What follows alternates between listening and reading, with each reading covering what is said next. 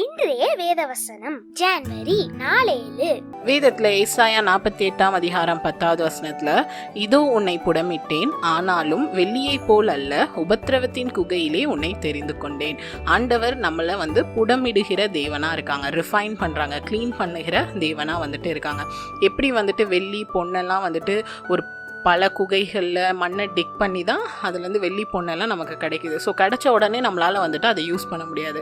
அதை என்ன பண்ணுவாங்க, பியூராக மாற்றுறதுக்காக நிறைய ரிஃபைனிங் ப்ராசஸ் பண்ணுவாங்க, சுத்திகரிச்சுக்கிட்டே இருப்பாங்க. அப்போ தான் அதில் இருக்க தேவையில்லாத காரியங்கள்லாம் போயிட்டு அது பியூர் ஃபார்மாக நம்மளால் மார்க்கெட்டுக்கு கொண்டு வர முடியும், அதை உபயோகமுள்ள ஒரு பொருளாக பயன்படுத்த முடியும். அதே போல் தான் ஆண்டவர் நம்மளோட லைஃப்பையும் ரிஃபைன் பண்ணுறாங்க. ஸோ ஒவ்வொரு நாளும் நம்மக்கிட்ட இருக்க தேவை இல்லாத காரியங்களை நம்மளோட வாழ்க்கையிலேருந்து வெளியே எடுத்துக்கிட்டே இருக்காங்க. ஸோ அப்படி எடுக்கிறதுக்காக நம்மளை ஆண்டவர் சோதிக்கிறாங்க. அது மட்டும் இல்லாமல் சில உபத்திரவங்கள் நடுவில் நம்மளை நடத்தி செல்கிறாங்க. ஆனால் நம்ம உபத்திரவங்களுக்குள்ளே போகும்போதோ சோதிக்கப்படும் போதோ நம்மளோட வாழ்க்கையில் நம்ம கூட ஆண்டவர் இல்லையா அப்படின்னு கேட்டிங்கன்னா கட்டாயம் ஆண்டவர் நம்ம கூடயே இருக்காங்க.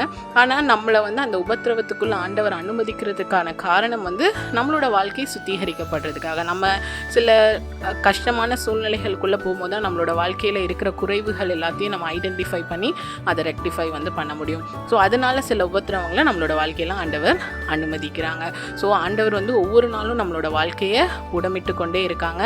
நம்ம புடமிட்ட அப்புறம் எப்படி அந்த பொண்ணும் வெள்ளியும் பியூராக இருக்கோ அதே போல் நம்மளும் ஆண்டவருக்கு பயன்படுகிற ஒரு பிள்ளைகளாக மாற்றப்பட முடியும். அது மட்டும் இல்லாமல் மற்றவர்களுக்கு நம்ம பயன்படுகிற பாத்திரமாகவும் காணப்படணும். Thank you. Have a fantastic day.